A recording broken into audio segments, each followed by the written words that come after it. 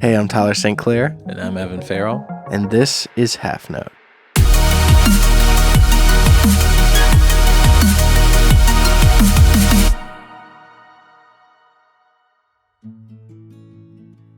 This week we have another interview.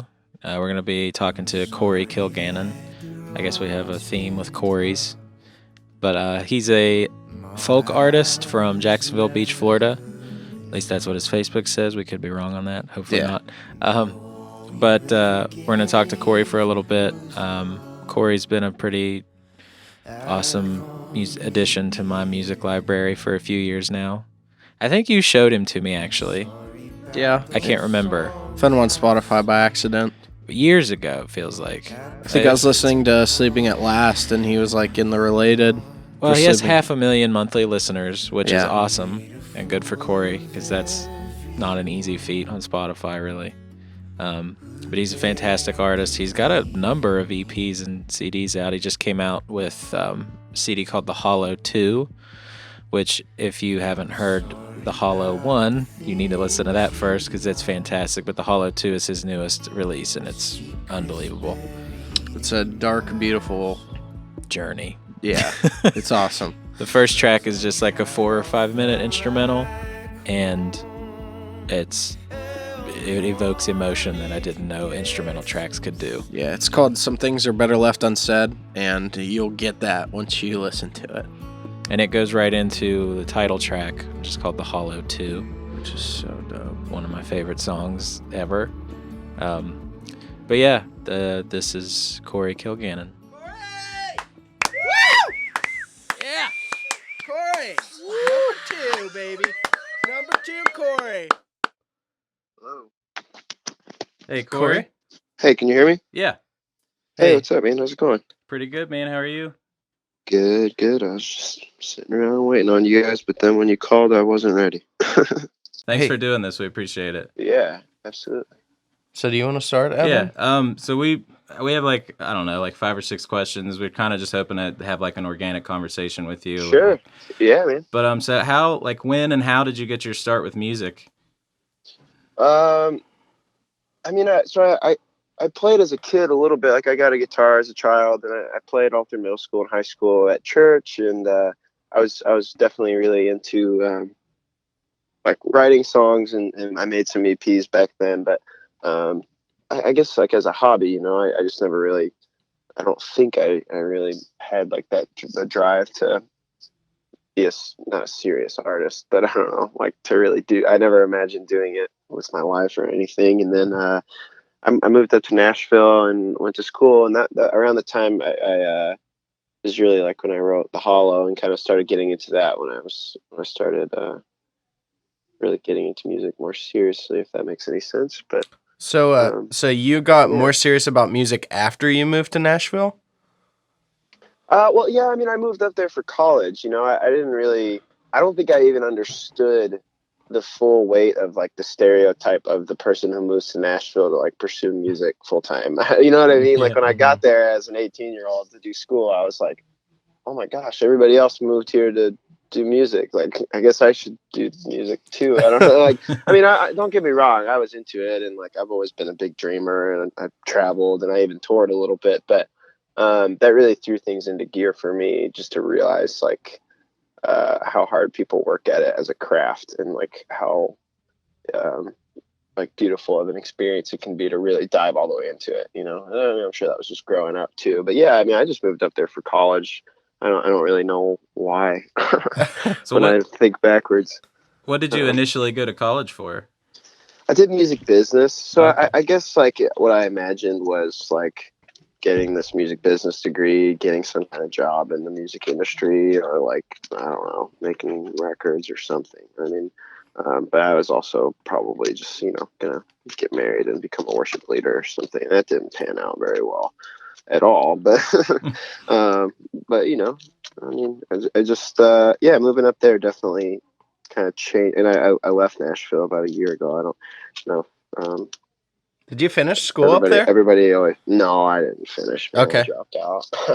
Did you I find was. yourself enjoying playing much more than you did going to school? Yeah. Yeah, I figured. Oh, definitely. So I had started off like kind of at that point doing house show tours and things like that, and I also just really didn't enjoy being in school at all. I found like the whole system of it really cloudy, and uh, it just didn't really like it felt like a waste of, not a waste of money, but Belmont's really, I went to Belmont, and it's a really expensive school to learn something that I felt like I could just go participate in right away. Like I didn't feel like I needed to sit through more classes to be able to participate in writing songs and touring and stuff, you know.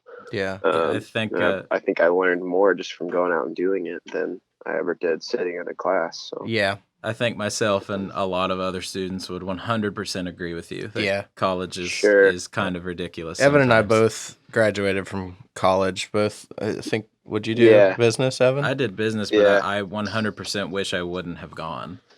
Sure. Yeah, it's just kind of a waste of time and money, sadly. Yeah, and I guess I think the point of it is to like figure out what you want to do and what you're passionate about, and like build concrete steps towards that. But if you already have this like burning drive to do something musical or radio or anything that doesn't require the degree, like, you know, you should get out as fast as you can, I think, and Yeah. people don't realize that.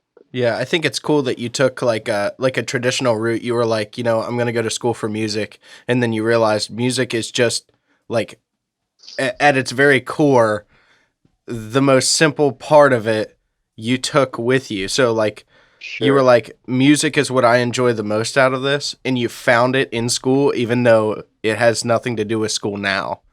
Yeah, So, definitely. like, And just the town of Nashville too is like you can't Yeah. hardly go anywhere without being just, I mean, there's really, really heaps of mediocrity there too, but what there's no lack of is like numbers of people that are just chomping at the bit to like be the next famous artist, you know. So you're really forced to like constantly evaluate what that would even mean to like make records and have people care about your art, because you realize there's just millions of people that also want to do that. yeah. I guess that's, and so when I started writing a song, like songs like The Hollow and some of these tunes, like it was just sort of like a weird shift of awareness that made me think like it's not better or less than, it's not anything else, but just like, hey, you know, these songs seem to have some weight, and like I want to kind of follow them around for a while, and that's what I did. I just dropped out and drove around singing them in houses and stuff. And that ended up being a lot of fun for a few years. Speaking of like your living room shows, how did you get started on doing those? Because you actually played up in our area not too long ago in Bridgeport. Bridgeport, West Virginia. Yeah. I caught you there too. That was awesome. That Oh, whole little sweet. thing. Yeah. That was a tiny show. It was very tiny. Are they Yeah, all? it was like 15 of us. Are they all mainly that like intimate and emotional? Because I mean, it was completely silent while you were playing, and Sure. I've never experienced anything that like intimate and emotional. I'd love to hear more about like more of the shows that you've played around the country like that. That's cool, man. Yeah. I mean, to be honest, that's like probably one of the, not by a ton, but that was like definitely one of the smallest shows I've done in the last year or so. And like normally a house show, you're looking at 30 to 50. So it's not like, I mean, I think there was like 12 of us or something, you know. So that can end up being like really intensely personal. But yeah, I mean, honestly, a lot of my shows have been that way, and that's just sort of been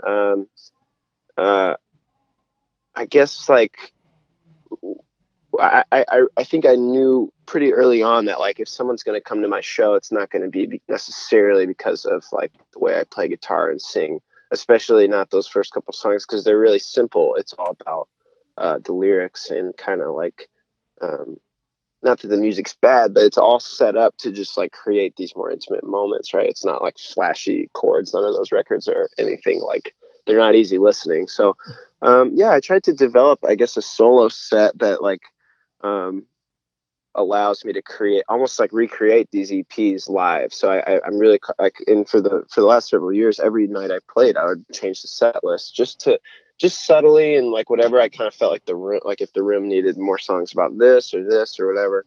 And then yeah, just a willingness to, I guess, open myself to whatever happened when I started playing, and kind of just follow it wherever it went emotionally. Um, so yeah, I mean, dude, a lot of the shows have been that way. I'm really like, especially on that tour. I think I remember the moment you're talking about where I would kind of sing the acapella thing and then sit silently and let people just sit with it.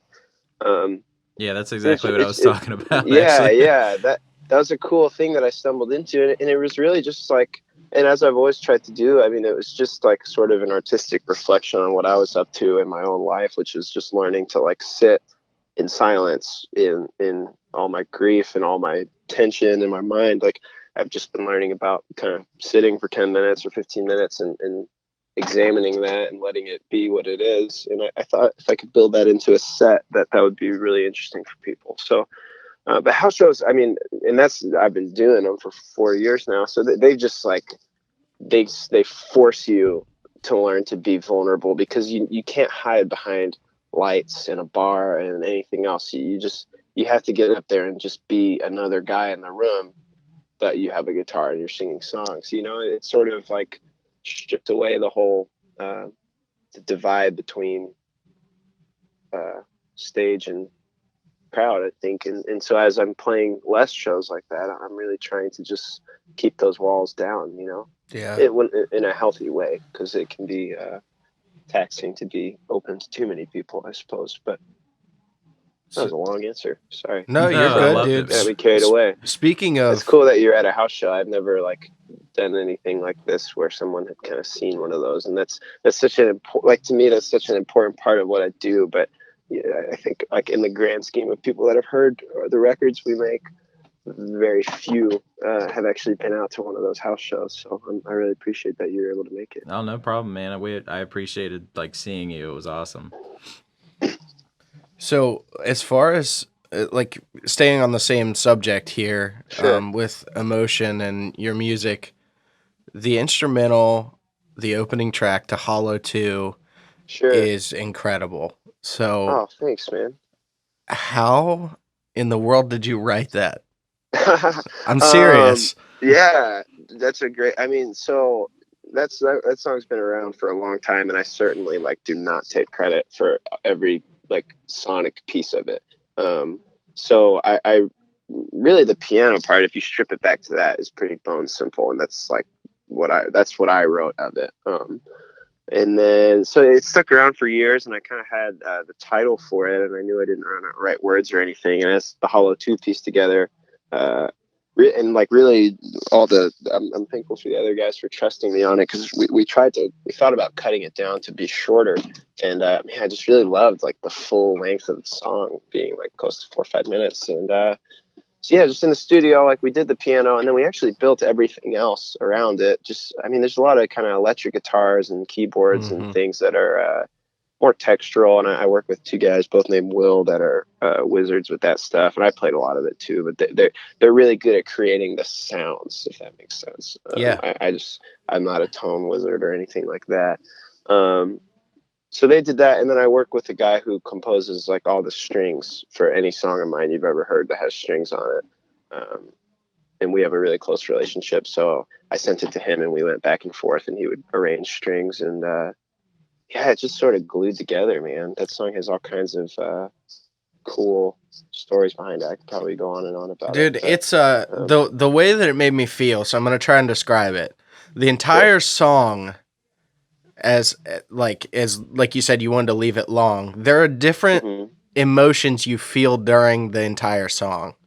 So okay. there are parts where, you sort of just feel, I don't know, it gives you that feeling like you're sitting in a room by yourself, kind of like thinking about things like you were talking about earlier, where you just let people sit on it. Right. That song in certain parts makes me feel that way, but it also has like a hopeful feeling. It's like a sad, but I mean, it's crazy that music, like without words, can have such emotion. So that's why I thought it was awesome that you named it, Some Things Are Better Left Unsaid. I thought that was so sick. Just reading that and then listening to it gives you such like just a feeling. And Yeah, I really think the title's important to the piece because it hints at like what was going on, which was that I couldn't find words for this piece. Like the music itself came out of such a broken place, and I had no words. And I think that's exactly what you're saying about like the silent moment in the show. Is it's mhm. just it opens a really lyrical and like pretty brutally dark record. I hope to not write another record as dark as that. It really it opens it with 5 minutes of like, no, I don't have anything to say like right off the bat. You just have to sit and like check in with what you're feeling. So yeah, I mean that was definitely our intention with it, and the record's definitely supposed to be like a concept, front to back listening. We tried to be really intentional with that. So um yeah, man, I'm really glad. A lot of people see it's weird because that song has like the most plays, and that seems to be the one people bring up the most off that record, even though it's like the only one I didn't do like the main thing that I like to do, which is write words. So It's it's massive, man. It's yeah, literally a punch in the face of emotions that have no words, so it's all about what you feel during that entire song. yeah. I guess it probably sets the listener up to like really make it about their own experience. Like if I had come right off the bat Yes. singing about something that I had gone through, then it would be like more autobiographical from the get-go. But if you have all that time and you're just listening and kind of thinking, then your own story is probably churning in your head by that point. Yeah. And that's really, I guess, my hope with music is that it would help people just feel more understood in their own life. I don't need them to know about what's going on with me. I'm not all that interesting. But yeah, that's really cool. Thanks We're for listening. oh dude. It's Oh, been it's it's been one so of good, man. Tyler and I love like really sad music Yeah, But not and just emotional. It's that. not just that; it's emotional and it sure. evokes. It's not just like any song that you listen to. It's all of your songs have this feeling that just hit you in the gut, and I Yeah. love music like that. And Oh, I thanks, man. appreciate that you write this music. It's and put yourself out there like that. It's fantastic. Oh, It's thanks. sad, but it's uplifting. Like Yeah, at the that same Hmm, time. That's how it feels to I me. agree. interesting. It makes you feel like you're not alone.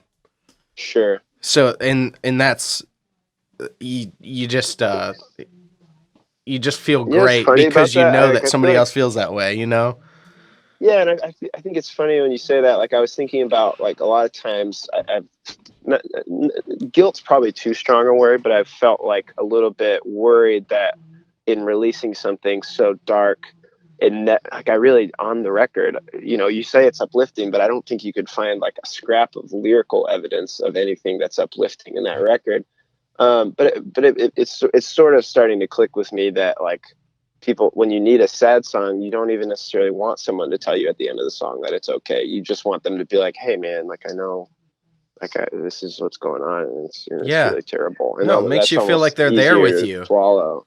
Yeah. Yeah, I think yeah, it's a little more compassionate, and honestly, I mean, I don't know if I like really saw it that way when I was making the record, Mhm. or even in I honestly feel like I've just spent the last 6 months like processing the emotions that I was going through and learning how to do that. But yeah, that's cool. I'm glad that we were able to make something that gives other people a safe place. It certainly didn't feel like a safe place necessarily when we were writing it, but No, and I think that's where your music also stands out too, because you talk about your lyrics being so dark. sure. But your music, like what's behind that, like some things are better left unsaid, and like Hollow 2, Mm, like what's being played along with that really gives you more emotion than what you're sure. saying. So it kind of gives you both sides of the story there, like what you're Mm, saying and what the song makes you feel are I mean, essentially they interact with each other, but they're separate. And not only mm, that, I think that music nowadays is so oversaturated with a lack of any emotional response. mm, I think that writing music the way you do is so important because at its core, that's what music is for. It's to evoke an emotion, and I think that people have just become so just like drones with the music that they listen mm. to, and that's why I think your music is so important, Yeah, and people like you that write like you do. Oh, Because thanks, I $100%. man. really feel like there's a resurgence of actual music with emotion coming back, and I love that. And I hope Yeah. that you're at the forefront of it. Oh, I'm just happy to be wherever I'm at. I kind of do feel like it's like maybe a resurgence in people just wanting to connect back with their emotions, and Yeah. that's a whole. I mean, gosh, you could do an hour podcast on that. But Yeah. Yep. I don't know. Like people, I think people are. We've had this kind of like strange cultural awareness of how disconnected we are with ourselves in the last like I would say like a couple of years. I mean, it's like not to even spin it towards politics, but I feel like things started getting really bad. Like the country seems weird. Everything started seeming really bad, and people got really hopeless, and they realized like we've just been tuning out to ourselves for all these years, Totally and agree. you know, we need to tune back in. So I don't know. I think like there's sort of this overall consciousness towards that is making my music connect with people because they're like, oh, like I am sad or whatever. I need to like dive into these places. So thanks, Trump. Just kidding, but Oh god, I you're don't not know. kidding. Yeah, well, that's a whole other subject. I'm sure Yeah, it's yeah. not that Let's interconnected to my music no, at let's all. stay out But of I that just one. like to think about the grandiose things, I Yeah. suppose. But yeah, man. Where do you, Thanks, guys. This dude? is like the most complimentary interview I've ever done. You know, you guys are way too nice. I mean, you deserve it, man. Straight up. But like, Jeez. where do those lyrics come from? You said they were dark. Where Sure. do they come from? I mean, I guess it's as like simple and as mysterious as they come from like my own experience, but also just like a million other tiny processes that go into like writing a song that aren't uh, they're really hard for me to explain. I've been reading Bob Dylan's book this week, his kind of autobiography, which has been cool because I feel like I'm actually like getting understanding of how like someone who obviously knows what they're doing explains how songs come, but I don't know. For me, it's still a little bit mysterious. I mean, I sort of feel like I get attached to a phrase or something like that, you know, or a word or a feeling, and I sort of spin it in my head for a day or two, and then I generally write like a few lines of it at night. I don't know why it always seems to happen this way, and then I wake up in the morning and you know, have my tea or whatever, and then the song's just kind of there, and that's to say like that record. I feel like every song on that record kind of came that way, and yeah, I don't know. They seem to come out of nowhere sometimes. Yeah. Sometimes I think they're hidden in the instruments. Sometimes I don't know. It's. I think that record is like a similar process to journaling. It's almost more just like I was writing out things that I needed to understand and like needed to process, and so I did that. But I did that through songs just because that's just made sense to me. So I mean, I wrote most of that record.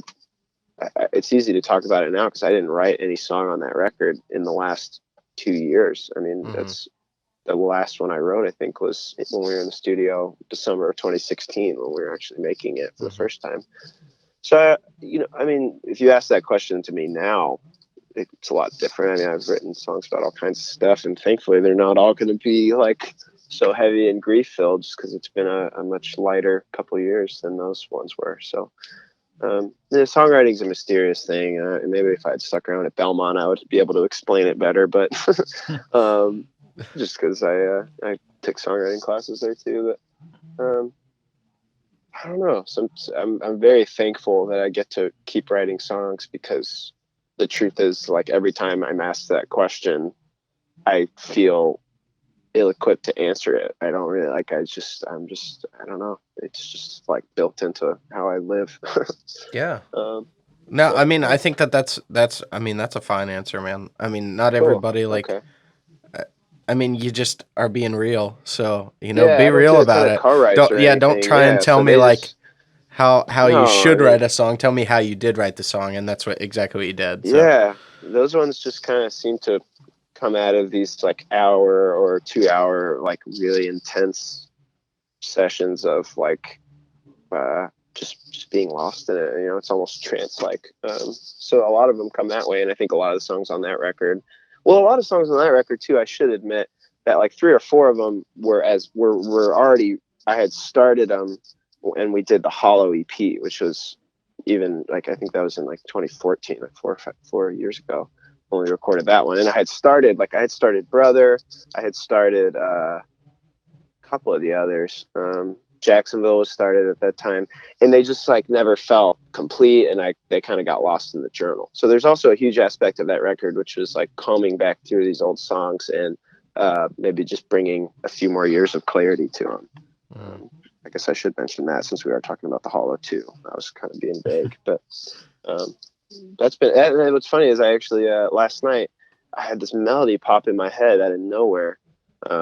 And I was digging through those journals. Just they've been filled for a while and they sit on my shelf. But I found that tune and wrote it, and I recorded it this morning. Just a little, like, because we're doing a B-sides record. I don't know if you guys knew. I'll make sure to send it to you. Please do. So it's going to be a lot of like acoustic versions of those tunes, and like I've been writing essays about them, about how they came to be and all that. And I think I'm going to try to slide this one in there last minute too. So I'll have to send you guys that. Please. Yeah, man, we'd appreciate it. Yeah. Evan, Everybody should journal. We don't want to keep you too much longer. I did have a couple more questions though. Yeah, ask away, man. I don't really have anything. This I do, but you know, this isn't 100%. Is fun too. Yeah, well, we love hearing from you. Yeah, this isn't 100% music related, but on your audio tree, we're talking about a crab man. Crab man, no way, dude. I was so intrigued by what the hell that was.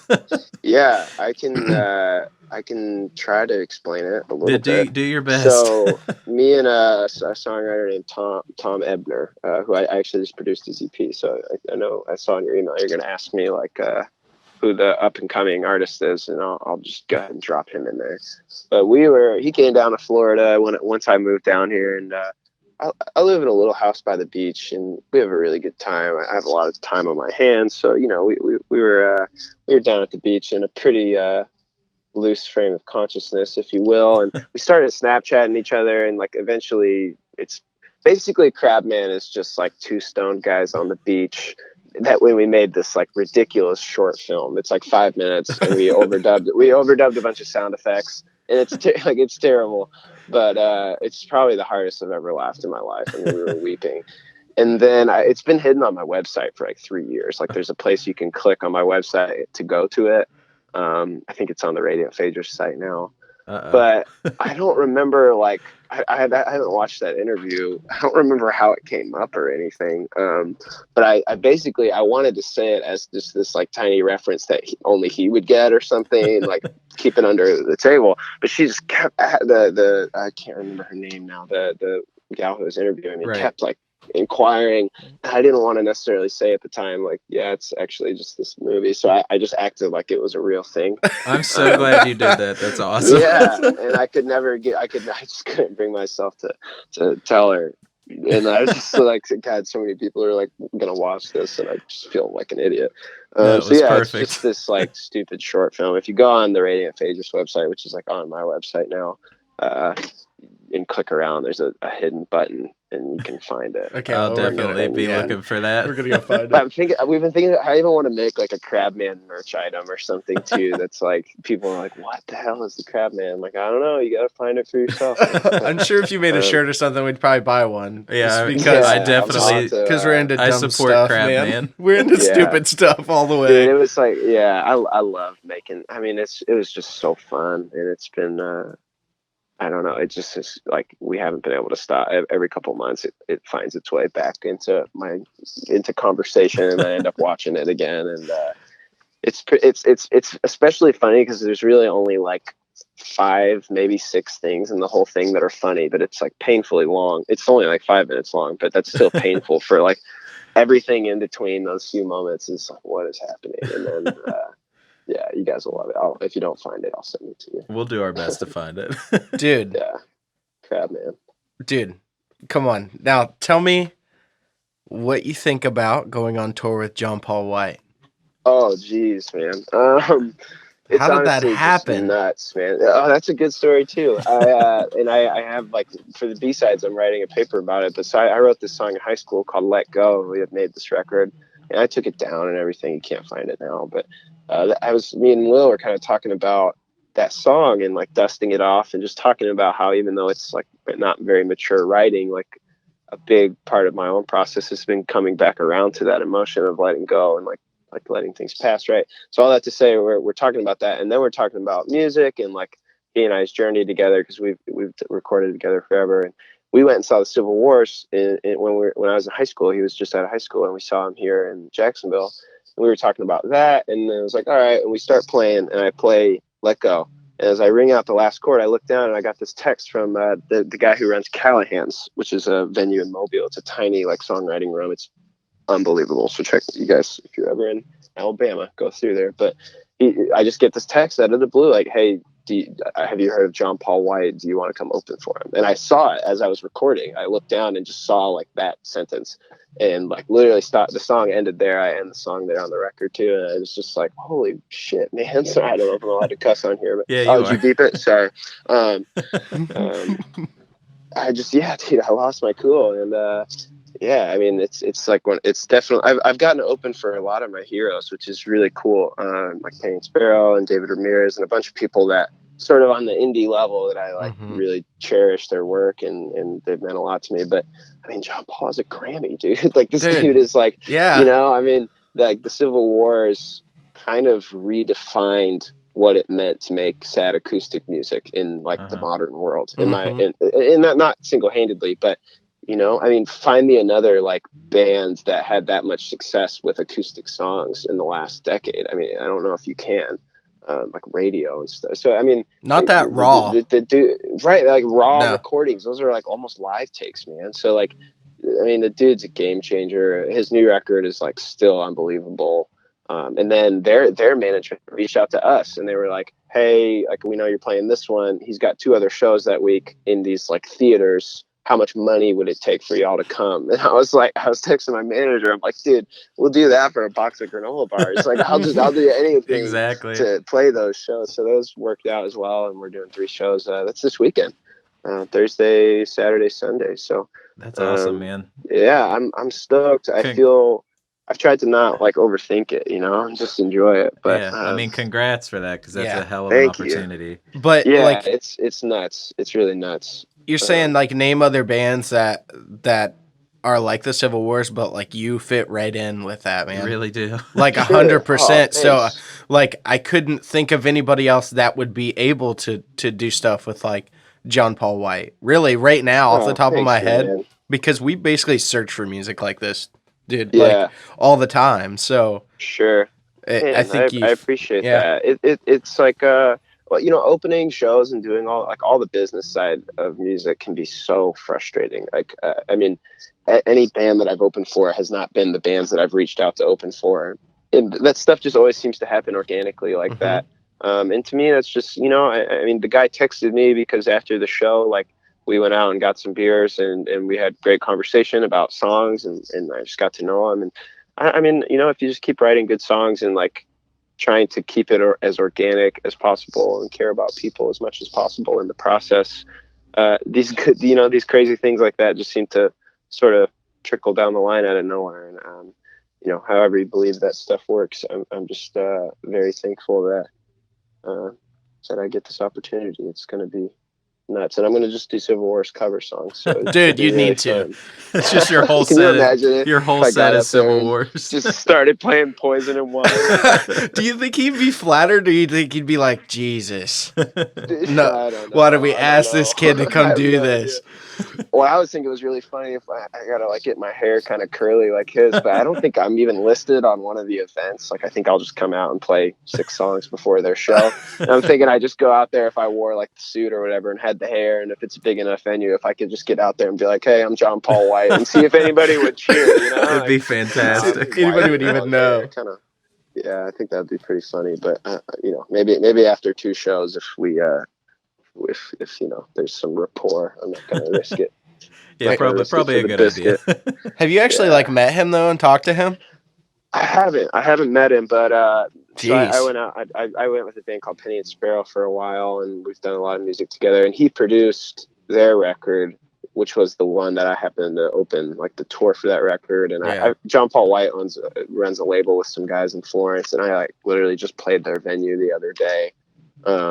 So I mean, I think it's possible that I'm like on his radar a little bit, or like he's seen what I do. I mean, I have to imagine if they're having me play that he had to approve it. But No, I haven't met him. I've heard he's a lovely dude. I'm really interested to see what he's like. I mean, Andy always tells me he's just like total dad life, you know. He's got a family and like stays off the grid, man. So That's awesome. I admire that a lot. That's like that's really cool. But he's still doing what he loves, so that's respectable. Yeah. So respectable. Definitely. Did you say you've done music with Penny and the Sparrow? Penny and Sparrow, yeah, man. Wow, that's awesome. I love them. Yeah, I have on Noise Trade. We actually did an EP together, just 4 songs. Like I wrote. Andy came to me like this is right when I started touring with them. Kind of the same thing, one of those mind blowing things, and was like, "Hey, I was writing last night, and I think I'm like writing to the melody of one of your songs. Do you mind if I try to just like add a verse?" And I was like, "Yeah, you're Andy Baxter from Penny and Sparrow. You can literally do whatever you want to my songs." And eventually, he was like, "You should give it a try for some of ours." And that took like a year or two. We were just kind of both working on it in the back of our minds. But I'm not sure how I didn't know about that, but I'll be looking that up for sure. That was weird. Yeah, we try to stalk the shit out of you, man. Yeah, Noise Trade. Look me up on Noise Trade, and it's called Addendum, which was Andy's idea. We'll definitely be there's a really cool. Do you know their song Serial Doubter? I think so. I'm really bad with song titles. Run away. Oh yeah, like it's the opening of one of the records. It's really like a repetitive chorus type deal. But I wrote some verses for that, and that's I actually really love that too. That's awesome, man. I don't know. Yeah, man, they're really, those guys are super special to me. They, I owe a lot to their musicality, but more importantly, friendship. I don't know, those dudes mean a lot to me. That's really awesome. Well, we don't want to keep you too much longer. Yeah, but man. We do want to ask you one more thing. Every week on our show, we each have a band of the week, or band or artist of the week. Okay. So if you had to pick one for this week, what would it be? Ooh, okay. So you gotta like be able to look. Because I said Tom, but his stuff's not out yet. So I gotta give you something out probably. Okay. Right. Yeah. Ooh. Let's go. Hollow Bones. I had a friend over yesterday. His name's Landon. He has an EP under the name Hallow Bones. HALLOW Bones. And there's just 5 tunes on there, and it's like him playing them live. But if you're just trying to get back to like gut wrenching, like old school songwriting, I think that's a good way to do it. Awesome. We'll give it a listen. Well, hey man, we appreciate your time. If you find yourself up our way anytime soon, get a hold of us, and we'd love to grab a coffee or something. Yeah. Also, please come back through, because I didn't get to see you when you came through, man. I had to work.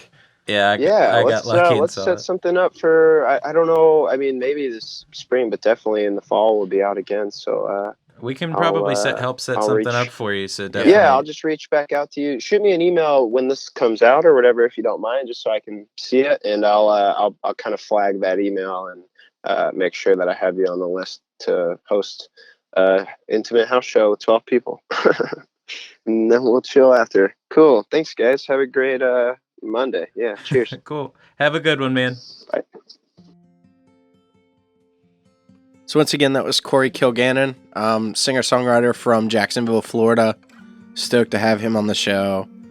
You can find his music on Spotify. I think every album's on Spotify. All of them. I think he's also on SoundCloud and all that fun stuff.